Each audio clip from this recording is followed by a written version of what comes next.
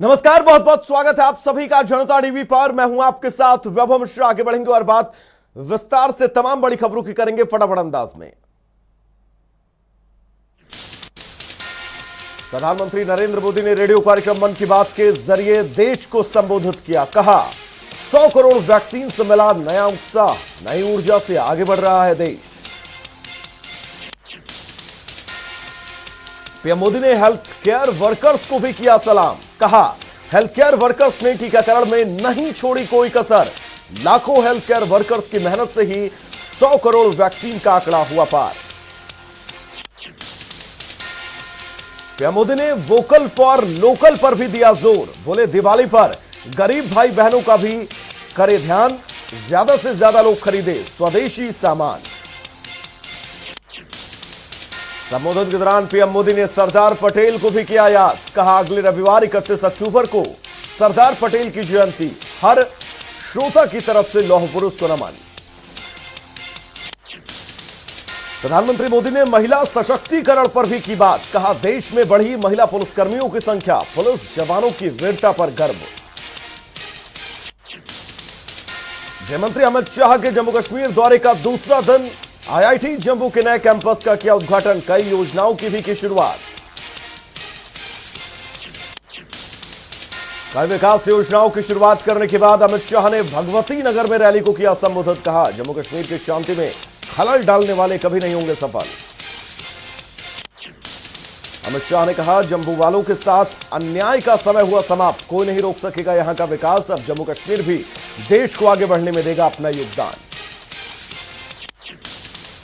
अमित शाह ने परिवारवाद पर भी किया हमला। कहा जम्मू कश्मीर में सिर्फ 3 परिवारों की नहीं चलेगी दादागिरी, कोई भी घाटी का बना सकेगा मुख्यमंत्री।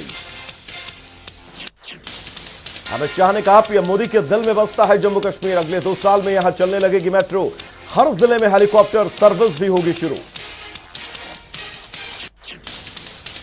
जम्मू कश्मीर पर कांग्रेस नेता गुलाम नबी आजाद का बड़ा बयान। कहा घाटी में कम हुआ आतंकवाद, स्थिति नियंत्रण में होने को बताया अच्छी बात। गुलाम नबी आजाद ने कहा पहले की तुलना में नियंत्रण में है कश्मीर में आतंकवाद। केंद्रीय गृहमंत्री अमित शाह के दौरे के बीच आया उनका यह बड़ा बयान। नेशनल कॉन्फ्रेंस के प्रमुख फारूक अब्दुल्ला ने फिर से अलापा पाकिस्तान से बातचीत करा। कहा पाकिस्तान से बिना संवाद कश्मीर में नहीं आएगा अमन और चैन। पुंछ में जनसभा को संबोधित करते हुए फारूक अब्दुल्ला ने कहा बनेगी हमारी सरकार तो वापस लाएंगे धारा 370, केंद्र पर लगाया घाटी से बेईमानी करने का आरोप। जम्मू कश्मीर में आतंक के खिलाफ एक्शन जारी। पुंछ में सुरक्षा बलों और आतंकियों के बीच मुठभेड़, 2 पुलिसकर्मी और सेना का एक जवान घायल। उत्तर प्रदेश के मुख्यमंत्री योगी आदित्यनाथ ने भदोही को दी बड़ी सौगात। जिले में 373 करोड़ की विकास परियोजनाओं का लोकार्पण और शिलान्यास। भदोही में सीएम योगी ने समाजवादी पार्टी पर भी किया प्रहार। कहा पहले प्रदेश में एक परिवार की चलती थी मनमानी, लेकिन अब बीजेपी ने प्रदेश को ही बना लिया अपना परिवार। उधर पंजाब कांग्रेस में कलह का दौर जारी। प्रदेश अध्यक्ष नवजोत सिंह सिद्धू ने फिर दिखाए तीखे तेवर। कहा पंजाब के असली मुद्दों के लिए हमेशा डटा रहूंगा। सिद्धू ने ट्वीट करके कहा पंजाब के वास्तविक मुद्दों पर नहीं हटने दूंगा ध्यान। सिद्धू के नए ट्वीट ने कांग्रेस की फिर से बढ़ाई मुश्किलें। पश्चिम बंगाल में विजयी पताका लहराने के बाद मुख्यमंत्री ममता बनर्जी ने की गोवा के सियासी रण में जाने की तैयारी। 28 अक्टूबर को करेंगे राज्य का दौरा। अपने 5 दिवसीय दौरे के दौरान गोवा में टीएमसी नेताओं के साथ करेंगे बैठक ममता बनर्जी। राज्य में पार्टी के विस्तार को लेकर बनाई जाएगी आगे की रणनीति। लालू प्रसाद यादव का कांग्रेस पर तीखा हमला। कांग्रेस से गठबंधन के सवाल पर कहा कांग्रेस से गठबंधन का मतलब हार, हमें जमानत नहीं जब्त करवानी। लालू प्रसाद यादव ने पारिवारिक झगड़ों से किया इनकार। कहा उनके दोनों बेटों के बीच कुछ भी विवाद नहीं, परिवार में सब कुछ ठीक ठाक। आर्यन केस में नया ट्विस्ट। बड़बोले किरण गोसावी के बॉडीगार्ड का आरोप, सादे कागज पर कराया गया दस्तखत। समीर वानखेड़े से बताया जान का खतरा। क्रूज ड्रग्स केस में अनन्या पांडे से फिर से होगी पूछताछ। एनसीबी सोमवार को संदिग्ध वित्तीय लेन देन को लेकर कर सकती है पूछताछ।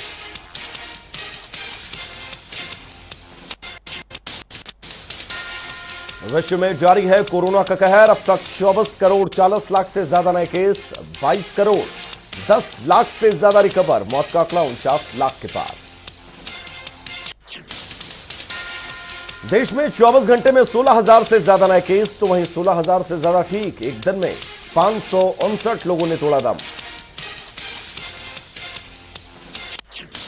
भारत में कुल कोरोना के केस 3 करोड़ 41 लाख से ज्यादा। अब तक करीब 3 करोड़ 35 लाख से ज्यादा ठीक। मौत का आंकड़ा 4,54,000 के पार। दिल्ली में कोरोना के 40 नए केस, कुल मामले 14 लाख के पार। एक्टिव केस 300 से ज्यादा। उधर कर्नाटक में बीते 24 घंटे में कोरोना के 371 नए मामले, कुल मामले 29,85,000 के पार। राज्य में मौत का आंकड़ा 38,000 से ज्यादा।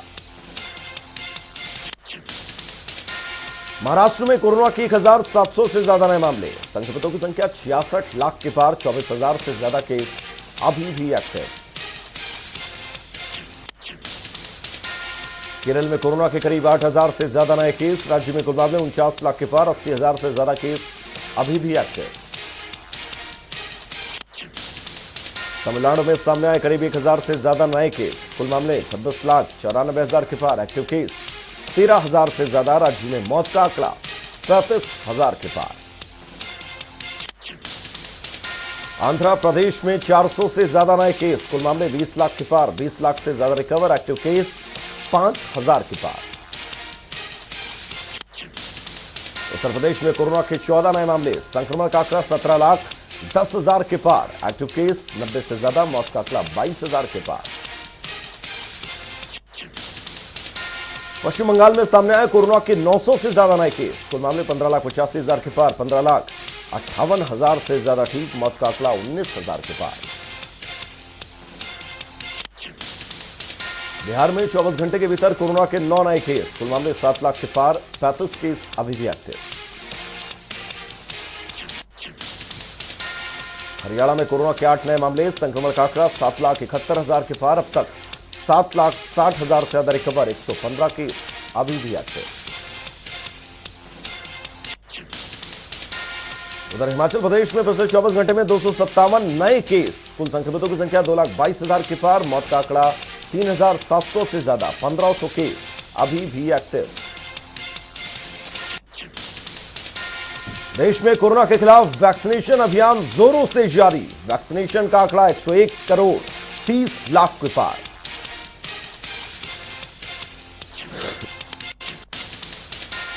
आम जनता पर महंगाई की मार जारी। पेट्रोल और डीजल के दामों में एक बार फिर इजाफा। पेट्रोल 35 पैसे प्रति लीटर महंगा, डीजल में भी 35 पैसे प्रति लीटर की बढ़ोतरी।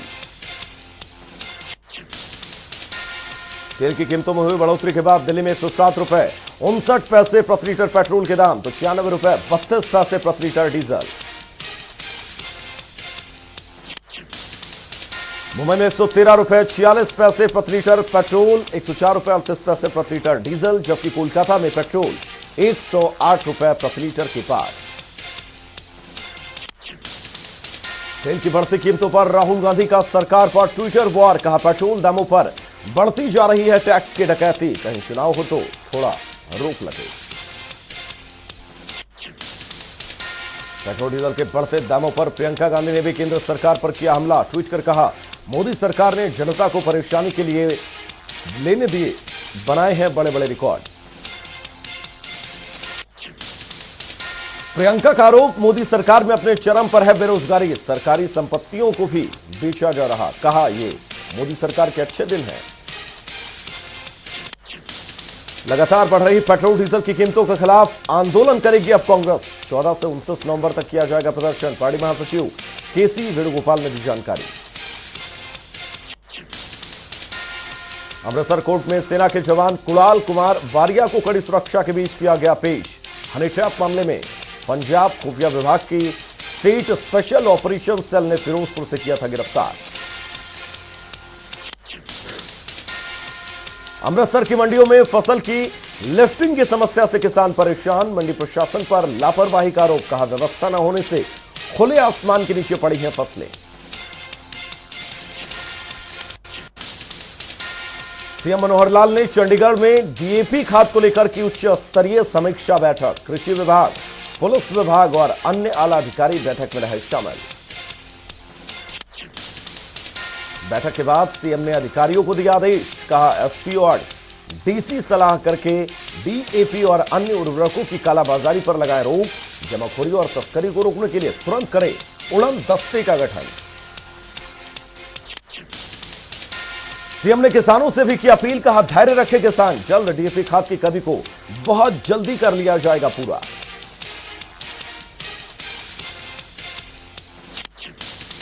भिवानी में कृषि मंत्री जेपी दलाल ने अपने निवास पर लगाया जनता दरबार। सुनी समस्याएं, कई शिकायतों का किया निपटान। कहा लोगों की समस्याओं को दूर करना सरकार का एक ही मकसद। जेपी दलाल का कांग्रेस पर जुबानी भी हमला। कहा पिछली सरकार में होता था भाई भतीजावाद, अब मेरिट के आधार पर लग रही है नौकरियां। ईमानदारी से आगे बढ़ रहा है हरियाणा प्रदेश। जेपी दलाल का बयान। कहा हरियाणा के खिलाड़ियों ने विदेशों में भारत का नाम किया रोशन। सीएम मनोहर लाल की नीतियों ने प्रदेश में नया कीर्तिमान किया है स्थापित। केंद्रीय राज्य मंत्री कृष्णपाल गुर्जर ने पलवल को दी बड़ी सौगात। करोड़ों की लागत से बनने वाली 5 सड़कों का चौड़ीकरण कार्य का शिलान्यास। विधायक दीपक मंगला समेत कई नेता रहे मौजूद। कृष्णपाल गुर्जर ने सड़क के निर्माण कार्य को 6 महीने में पूरा करवाने के दिए निर्देश। कहा सड़कों को चौड़ीकरण होने से लोगों को मिलेगी आने जाने में राहत। देश में बढ़ रहे पेट्रोल डीजल के दामों पर बोले कृष्णपाल गुर्जर। कहा सरकार ने पेट्रोल और डीजल के दामों में नहीं की बढ़ोतरी। अंतर्राष्ट्रीय बाजार में तेल की कीमतों में उछाल के कारण लगातार बढ़ रहे दाम। इलाहाबाद उपचुनाव को लेकर पूर्व कैबिनेट मंत्री कैप्टन अभिमन्यु का बयान। कहा उपचुनाव में गठबंधन उम्मीदवार गोविंद कांडा की होगी जीत। जनता विकास के मुद्दे पर गठबंधन उम्मीदवार को देगी वोट। कैप्टन अभिमन्यु ने कांग्रेस पर जमकर बोला हमला। कहा कांग्रेस की गुटबाजी ने उन्हें इलाहाबाद उपचुनाव के मुकाबले से किया बाहर।